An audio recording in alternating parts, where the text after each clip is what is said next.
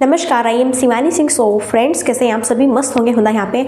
और day friend, जैसा आपको पता है कि यहाँ पे हम कंटिन्यू प्रिपरेशन कर रहे हैं स्पेशल सीटेट फरवरी एग्जाम 2026, ठीक है ना, सीटेट की।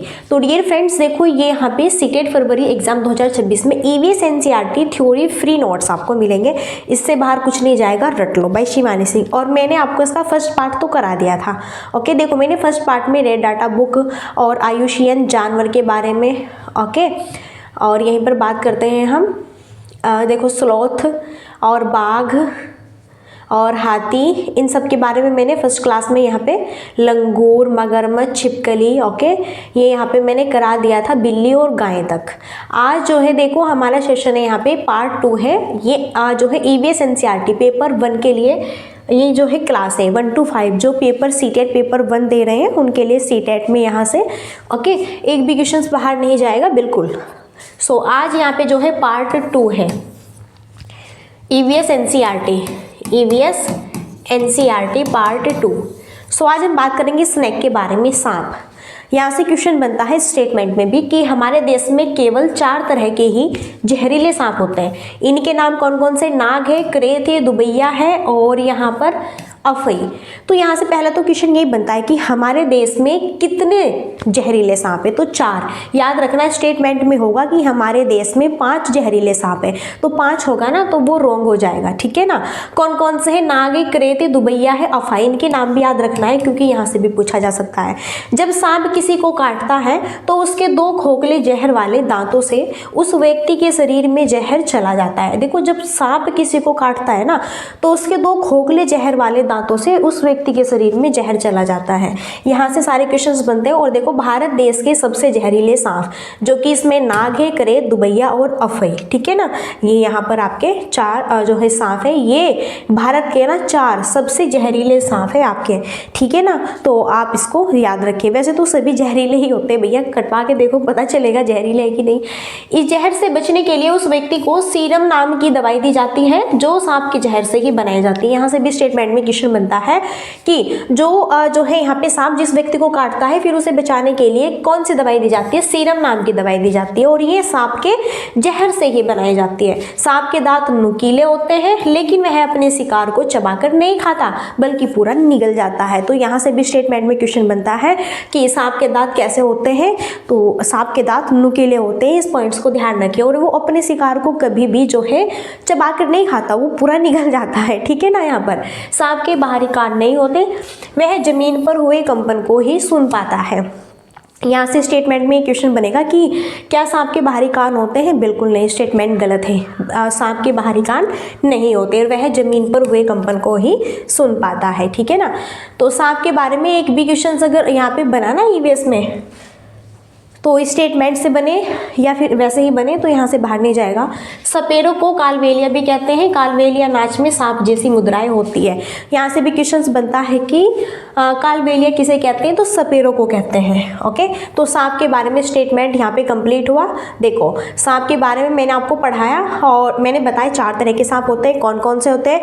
और ये अगर किसी को काटता है तो यहाँ पे देखो उसके 2 खोखले जहर वाले दांत होते हैं, उसी से यहाँ पर ये काटता है, ठीक है, उसी से जहर फैलता है व्यक्ति के शरीर में। फिर इससे बचने के लिए एक सीरम नाम की दवाई बनाई जाती है जो कि सांप के जहर से ही बनती है। सांप के दांत नुकीले होते हैं, चबाकर नहीं खाता, यह अपने शिकार को पूरा निगल जाता है। सांप के बाहरी कान भी नहीं होते हैं और ये जो है जमीन पर ही क्या होता है?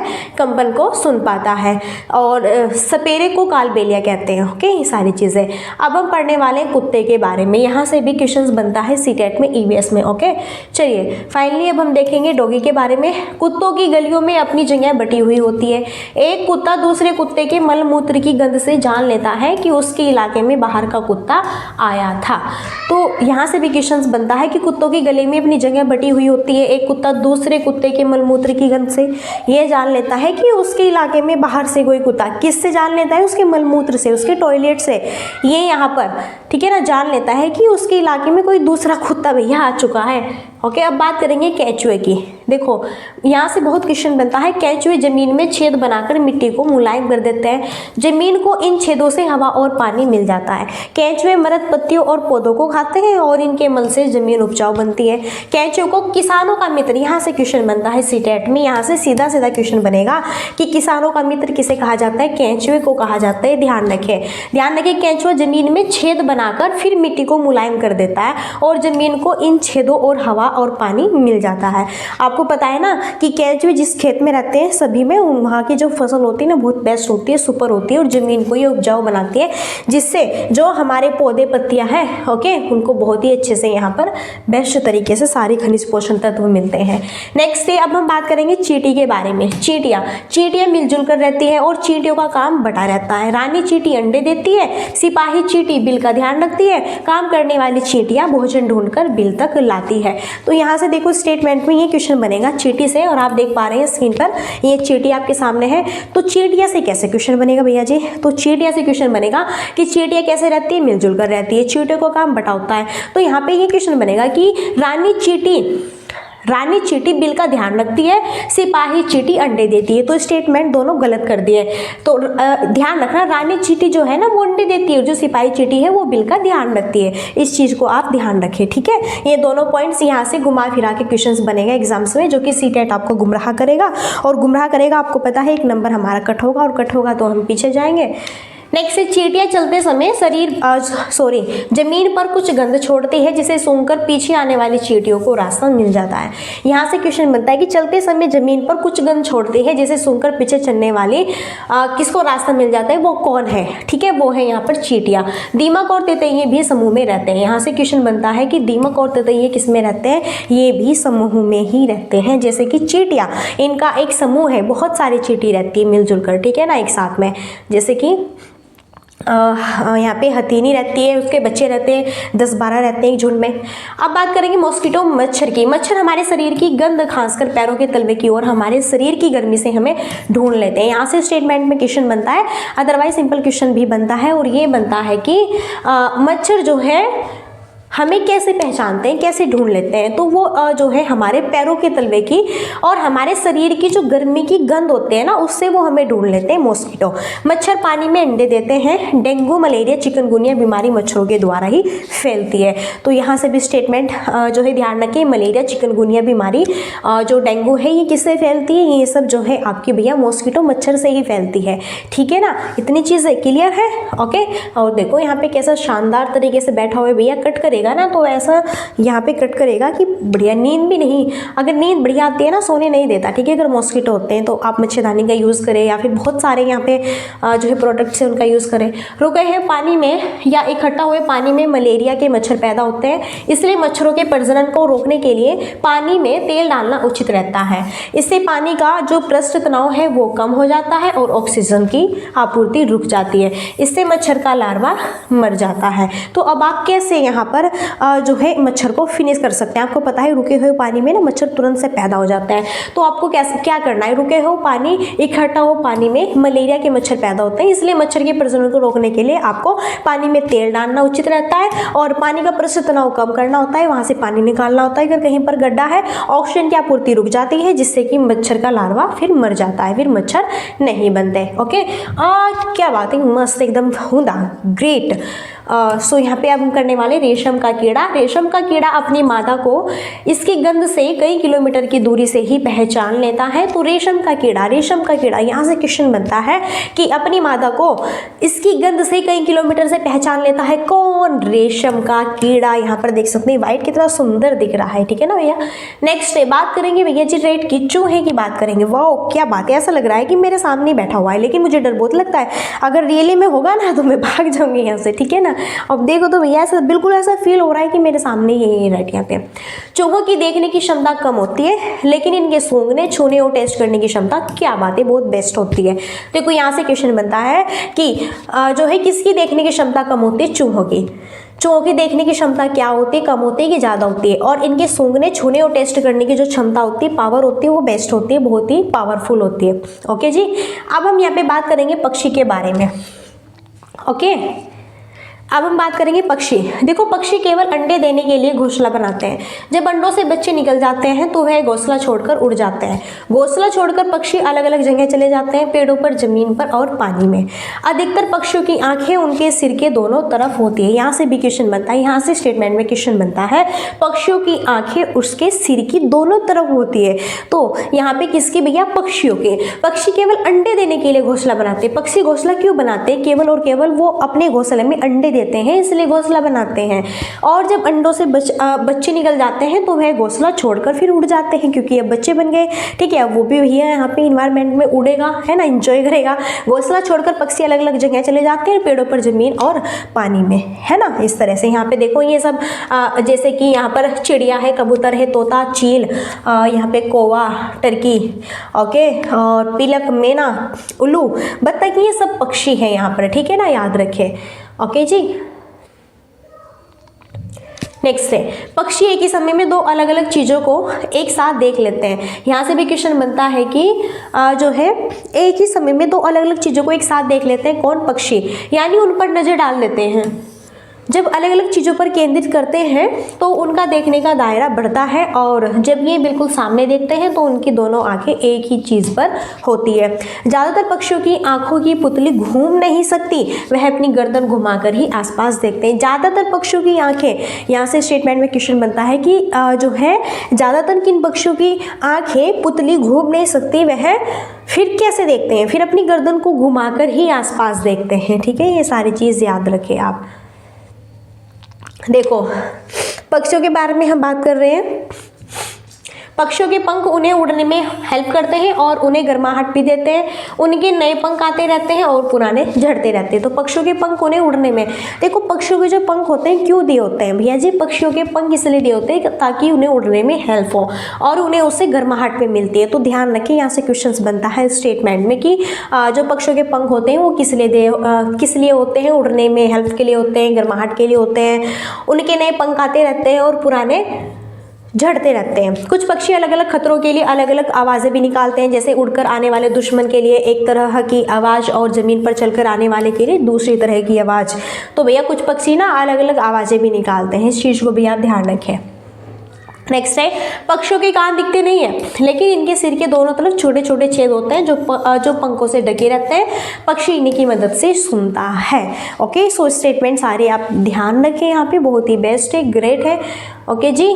अब हम बात करेंगे यहाँ पे डियर फ्रेंड्स बसंत गोरी के बारे में। किसके बारे में बात करेंगे? बसंत गोरी के बारे में भैया जी बात करेंगे। बसंत गोरी यह गर्मियों में टुक टुक करती रहती है, पेड़ के तने में गहरा छेद बनाकर उसमें अंडे रखती है। मैना झटके से अपनी गर्दन आगे पीछे करता है। यहाँ से क्वेश्चन बनता है, झटके से अपनी गर्दन आगे पीछे कौन करता है?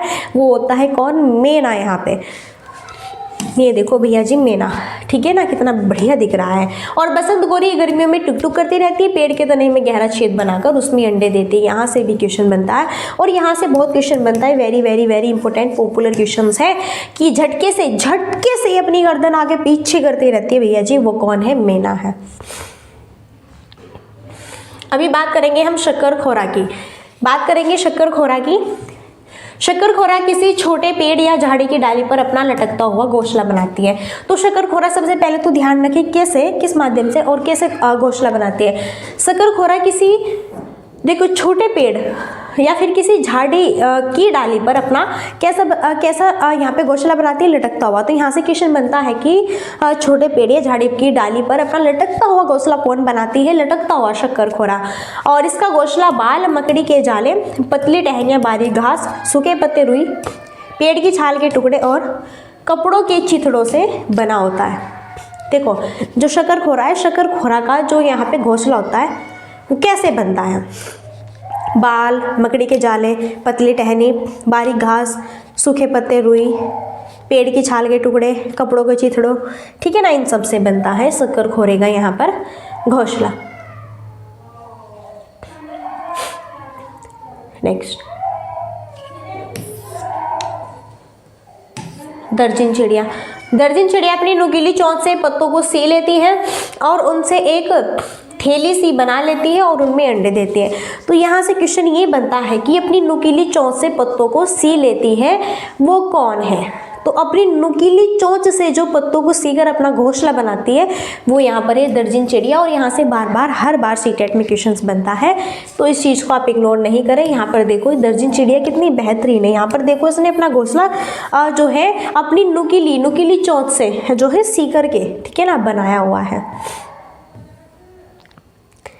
बात करेंगे चीलबाज और गिद्ध की। बात करेंगे फ्रेंड्स यहाँ पे चीलबाज और गिद्ध। चीलबाज और गिद्ध हमसे 4 गुना अधिक दूर तक भी देख पाते हैं। चील की पूंछ चांखे वाली होती है, सॉरी खांचे वाली होती है। तो यहाँ से ये क्वेश्चन बनता है कि चीलबाज और गिद्ध हमसे कितने गुना अधिक दूर तक देख पाते हैं। 4 स्टेटमेंट में ध्यान रखिए। और चील की पूंछ खांचे वाली होती है। चील देखो गिद्ध है, चील है और भैया जी बाज है। ओके, गिद्ध मरे हुए जानवरों को खाकर जगह साफ कर देता है और जो है आकाश में ऊंचाई पर उड़ता है। यहाँ से भी क्वेश्चन बनता है कि जो है मरे हुए जानवरों को कौन खाता है और उसे वहाँ से साफ कर देता है उस जगह को, वो है गिद्ध यहाँ पर। ओके, ये देखो भैया जी मरे हुए जानवरों को खाता है। कोई तो ऐसा होता है कि बिल्कुल जिंदे जानवरों को पकड़कर शिकार करते हैं।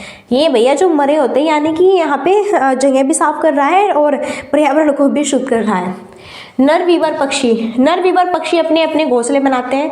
मादा वीवर उन सभी घोंसलों को देखती है, फिर उसमें से जो घोंसला सबसे ज़्यादा पसंद आता है उसमें ही वह अंडे देते हैं। क्या बात है, ये बहुत अच्छी है। नर वीवर पक्षी बेचारे दिन रात घोंसला बनाते हैं और जो मादा पक्षी है इनके घोंसले में आके अंडे देती है। बहुत बढ़िया है, ठीक है। जैसे बताऊंगी मैं कोयल की बात और कौवे की बात, ठीक है भैया जी। कौवा बेचारा जो है घोंसला बनाता है और कोयल वहाँ पर अंडे देता है, कोयल वहाँ पे अंडे देती है और फिर कौवा कोयल के अंडे को सेता है। क्या बात है। फाख्ता की बात करेंगे, उल्लू की बात करेंगे। फाख्ता कैक्टस कांटों के बीच या फिर मेहंदी की जो है मेड़ पर अपना घोंसला बनाती है। ये फाख्ता है और देखो उल्लू कितना बढ़िया दिख रहा है भैया जी। फाख्ता जो है कैक्टस कांटों के बीच या मेहंदी, यहाँ से क्वेश्चन बनता है कैक्टस कांटों के बीच या मेहंदी मेड़ में अपना घोंसला कौन बनाती है। Very very very very popular question, important, वो है फाख्ता। उल्लू की बात करेंगे। उल्लू अपनी गर्दन पीछे तक घुमा सकता है। तो उल्लू अपनी गर्दन कैसे घुमा सकता है, काफ़ी पीछे तक घुमा सकता है। और उल्लू को जो है उल्लू दिन में नहीं देख सकता, रात में देखता है और सिर्फ ये जो भी से वस्तु दिखाई देती है वो सफ़ेद और काले रंग में होती है, ठीक है ना। नेक्स्ट है कलचीड़ी या पत्थरों के बीच अपना घोंसला बनाती है। इनके घोंसले में पौधों की नाजुक टहनी, जड़ें, ऊन, बाल, रुई ये सब बिछा रहता है। या छोटे छोटे कीड़े खाती है। इनकी चोंच अंदर से लाल होती है। किसकी बात कर रहे हैं हम, कलचीड़ी की बात कर रहे हैं। यहाँ पे देखो भैया जी स्क्रीन पर कलचीड़ी है। कलचीड़ी पत्थरों के बीच अपना घोंसला, तो यहाँ से ये क्वेश्चन बनता है कि पत्थरों के बीच अपना घोंसला कौन बनाती है, वो है कौन भैया, कलचीड़ी, ठीक है ना। आई होप सारी चीज़ें क्लियर होंगी। एनीवन, कोई एनी प्रॉब्लम्स? सो गाइज आप बता सकते हैं, ठीक है ना। नेक्स्ट बात करेंगे यहाँ पे कौवे के बारे में। नेक्स्ट बात करेंगे कौवे के घोंसले में लोहे के तार और लकड़ी की टहनियाँ जैसी चीज़ें भी होती हैं। कौवा पेड़ की ऊंची डाल पर घोंसला बनाता है। भैया जी यहाँ से स्टेटमेंट में क्वेश्चन बनता है, ये बहुत इंपॉर्टेंट है। यहाँ से सीटेट में ये क्वेश्चन बनता है कि पेड़ की सबसे ऊंची डाल पर जो घोंसला बनाता है भैया जी वो कौन बनाता है। और उसकी बात करें वो कौन है, यहाँ पे कौवा है। कौवा पेड़ की सबसे ऊंची डाल पर बनाता है। और कोयल अपना घोंसला नहीं बनाती, वह कौवे के घोंसले में ही बेचारी अंडे देती है और कौवा इनके अंडों को सेता है, ठीक है ना। यहाँ पे देखो कौवा अपने अंडों के साथ साथ में ना कोयल के अंडों को भी सेता है। मैंने कहा था ना कि देखो बेचारे की दुख भरी कहानी है कौवे की, ठीक है ना। कोयल बहुत ही टैलेंटेड है, काफ़ी इंटेलिजेंट है भैया। ओके, खुद कुछ करना नहीं। नेक्स्ट है गौरैया और कबूतर की बात करेंगे। गौरैया अलमारी के ऊपर आईने के पीछे अपना घोंसला बनाती है। भैया ध्यान से रखो अलमारी को, ठीक है ना भैया, कहीं पर भी गौरैया घोंसला बना सकती है। ये देखो कबूतर है और ये यहाँ पर क्या, गौरैया। तो गौरैया कहाँ पे, तो यहाँ से क्वेश्चन बनता है कि अलमारी के फिर आईने के पीछे अपना घोंसला कौन बनाता है, वो है गौरैया। कबूतर पुराने मकान या खंडर में घोंसला बनाते हैं। तो कबूतर पुराने मकान या खंडर में क्या बनाते हैं, घोंसला बनाते हैं। ओके, आई होप सारी चीज़ें जो है क्लियर हो गई होगी। Anyone, any problems? So guys यहाँ पे सेशन बहुत ही बेस्ट था और मैंने जो है देखो यहाँ पे आपको इसके ये 2 पार्ट्स हो चुके हैं और भी कंटिन्यू आएंगे, ठीक है ना। सो यहाँ पे देखो फ्रेंड्स, मैंने स्नैक से स्टार्ट किया था। ओके जी, तो मैंने कहा था यहाँ से कैसे कैसे क्वेश्चंस बनते हैं, तो स्नैक से स्टार्ट किया था। स्नैक के कितने जहरीले दांत होते हैं, सॉरी इस हमारे देश में कितने तरह के जहरीले सांप होते हैं, कौन कौन से होते हैं, इनकी दवाई किससे बनती है, कैसे नहीं बनती। ओके, सारी चीज़ें। और भैया जी फिर हमने कुत्तों की बात की थी यहाँ पर, वो कैसे पहचानते हैं, मलमूत्र से पहचानते हैं दूसरे कुत्ते को, ठीक है। फिर हमने केंचुओं की बात की, केंचुओं को किसान का मित्र भी कहा जाता है भैया जी। हमने चींटियों की बात की है, ठीक है ना। फिर यहाँ पर हमने बात की मॉस्किटो, मच्छर की बात की है, बहुत इंपॉर्टेंट है स्टेटमेंट में। और रेशम कीड़ा तो वेरी वेरी पॉपुलर क्वेश्चन है आपका। फिर हमने चूहे की बात की है, हमने यहाँ पे पक्षियों की बात की है जो कि बहुत ही पॉपुलर है, इंपॉर्टेंट है। ओके जी, सो डियर फ्रेंड्स, फिर हमने यहाँ पे मैना, शकरखोरा, गोरैया, दर्जिन चिड़िया और चीलबाज और गिद्ध, नर अवीवर पक्षी और फाख्ता और उल्लू, और यहीं पर कलचिड़ी, देन यहाँ पे कौवा, और यहीं पे हम बात करते हैं गोरैया और कबूतर की, ठीक है ना। आई होप सारी चीज़ें बेस्ट होंगी। देन यहाँ पे कंटिन्यू सेशंस आपका आएगा, और कि आपको क्या करना है, फटाफट सभी चैनल को सब्सक्राइब कर ले और बेल आइकन प्रेस कर दे। तो अब यहीं पर हम अपनी वाणी को देते हैं विराम और मिलते हैं नेक्स्ट सेशन में। और तब तक के लिए so thanks for watching, keep study and bye bye, take care, जय हिंद, जय भारत, नमस्कार।